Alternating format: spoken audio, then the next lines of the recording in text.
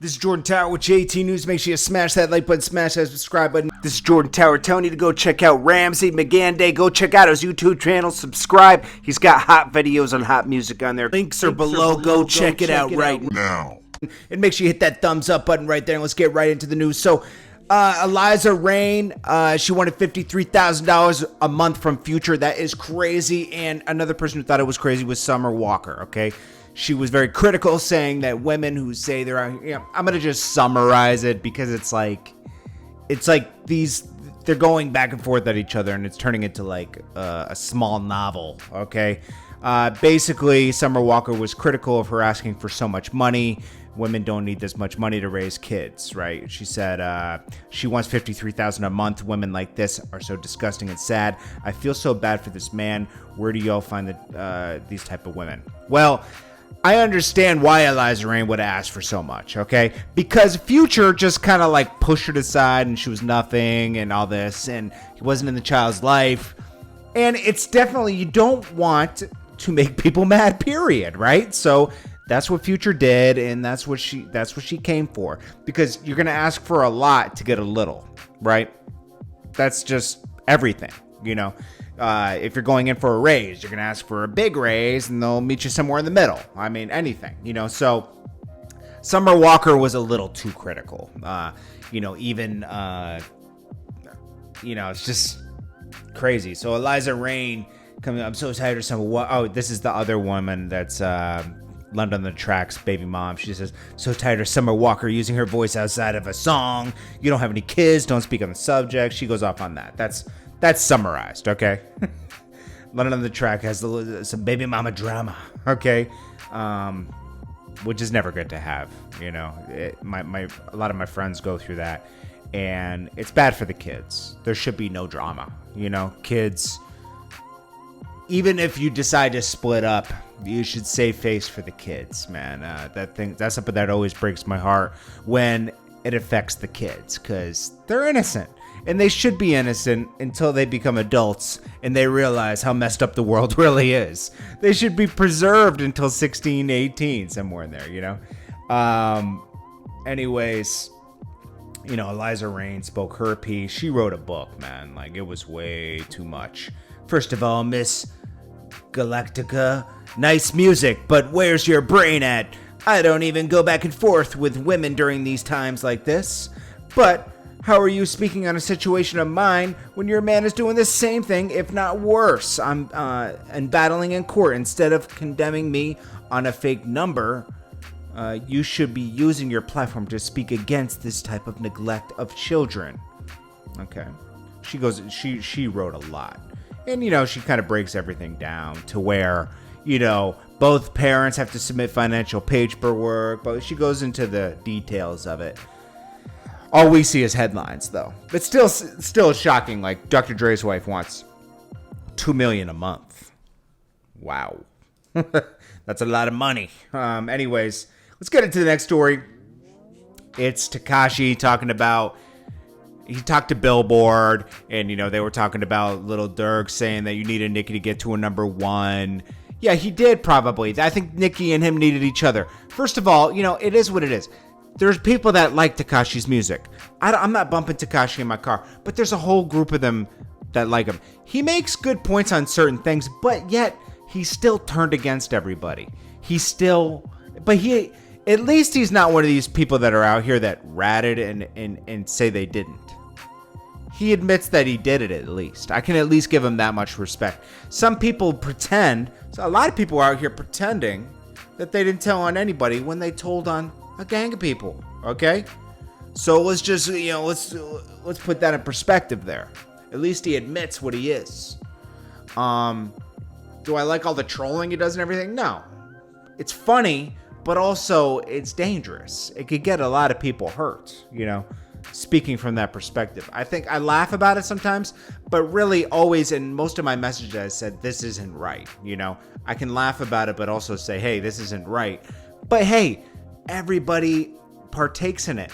If you don't want anything to happen, you know, Lil Durk and Lil Reese should ignore him. And then it wouldn't even be news. The news would be Tekashi goes to Chicago and nobody cares, right?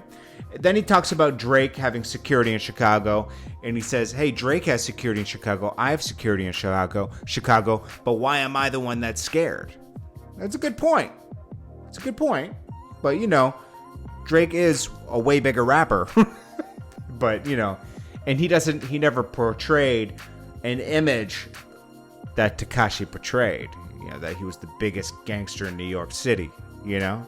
So that's what's going on there. Also, I don't know if it was Harv, the guy who took Tekashi and put him in a trunk, you know, years ago, is facing 30 to life. That's a lot. Anyways, then lastly, this guy spoke about Saigon. I haven't heard about Saigon since Entourage, honestly. I mean, that I was like, wow, he's actually going to make it when he got on Entourage. It didn't happen. But, yeah, he spoke about the whole Prodigy thing that night where this is what's funny. So he tries to paint it one way, like I dressed it up a certain way. I can't make you get a piggyback ride out of the club. I can't make you throw your watch to have people stop chasing you. I can't. And I was with Prodigy, buddy. The first person that put hands on you is my dude, Tyson, okay? Like, those were my people too on stage, okay? With Prodigy. Those are my guys, okay? So anyways, Saigon tries to paint it like, oh, this guy, Jordan Maxwell, and then, you know, Vlad corrected him, saying, oh, JordanTower. And he said, yeah, he tried to dress it up like it was something that it was bigger than it was for these guys to save face. What happened was Saigon had been dissing Prodigy for months on DVDs, trying to get his attention because he was a super fan. I mean, the most dangerous kind of fan, almost like MGK with Eminem, that kind of fan. And he thought everything was cool that night, and he's so not street. And I'm not street either. But I know when somebody's setting me up. You were being set up that night to go on stage, okay? They pretended you were cool, and I knew what was about to happen because I was like, I know these guys. There's no way they're just letting Saigon up on stage like that. Mind you, this is before Prodigy went in. Prodigy had just been to the hospital a few days prior because of his sickness. You know, we all know he had sickle cell. So he wasn't in the best of shape. He started eating healthy when he got in jail. You know, as weird as that sounds, that's where he started learning about health. And he was super healthy when he came out. But, you know, he always talks about getting his health in order. So he was weak at this point. So Saigon's up there thinking like everything's cool. Havoc's rocking him to sleep. Tyson grabs him. Saigon just turns around and hits Prodigy, who didn't put any hands on him. And Prodigy was fine. Prodigy was not even in the best health at the time and was fine, unfazed. Saigon dives under a table, the DJ table. Everyone's trying to get him from the DJ table. The DJ's protecting him for some reason. Maybe they were friends. And then Saigon gets a piggyback ride. Literally grabs on to like a baby kangaroo onto the mother kangaroo to the guy's back and gets a piggyback ride out of the club. Okay, throws his watch so they stop chasing him, and that was that. I can't dress that up. I can't dress it up. The footage back then wasn't HD. Now, HD cameras were just becoming affordable in 2007 and 8. Okay, Mrek was with me. He can contest the whole thing because we both went back to the editing bay and threw it up. Now, anyways, Saigon shouldn't be talking. He's been in the game since 2004. He was managed by someone in the source. In around 2004, he got on Unsigned Hype. Then Just Blaze takes him under his wing. Gets a feature from Jay-Z. Okay? Still can't make it on Atlantic Records. And he's a talented rapper. Just nobody likes him. Okay? Even gets another alley-oop. And I'm not even going in full detail. Okay? I like that song, Pain in Your Life. I like it. Then, around this time, he gets on Entourage. He was using the Prodigy thing to try to get hot. He was on every DVD trying to diss Prodigy. Okay? Who he was a super fan of. Then he gets on Entourage, and I'm like, okay, this guy might make it now. He's on HBO special. Nothing happened, okay? Most recent, then he got on Love and Hip Hop, and we all know what Love and Hip Hop is. If nobody's heard of you and you're rapping, you might make it. If you've been a rapper and you get on Love and Hip Hop, it's usually not so great, okay? The only person I've seen really survive that is Jim Jones, because Jim Jones is a hustler, okay? Then he was in the Entourage movie, and now he's signed to, I think he signed to Tech Nine and Strange Music. And I like Tech Nine, and those guys are really smart over there, so they might be able to bring him back to life. But here's the thing. I'm going to give him a little bit of free promo right now because he needs it. 777, The Resurrection, actually dropped last week. You might not have heard it. It only has he needs some plays on Spotify, desperately, okay? So make sure you go stream him on Spotify. Help the guy out. He's decent. I don't know why he's talking about an incident from 13 years ago.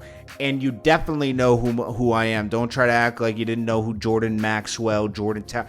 Dude, nobody would have known that footage was mine. I sent it out without my name on it, okay? So just to the mere fact that you knew I did the footage of you running out the club means you know my name. And you did request a video in around 2009 and 10, and my management said, okay? But anyways, hey, we all rise and we fall. I rose in the video game, and I fell in the video game, okay? I'm good at making videos just like you're good at making music. But, you know, you got to just go with the times, okay? And you got to change it up. Saigon's still a talented rapper, but I don't know why he's trying to still do that cool guy talk. I mean, he's 6-7 years older than me. You should be more mature. I'm mature in my 30s. You should be very mature in your 40s, bro. Like, just be mature and keep it moving. Anyways, enough of that. I'm not going to go into too much detail on that. I was just like, I saw that yesterday. I've been added in this so many times. I was like, what is this guy talking about?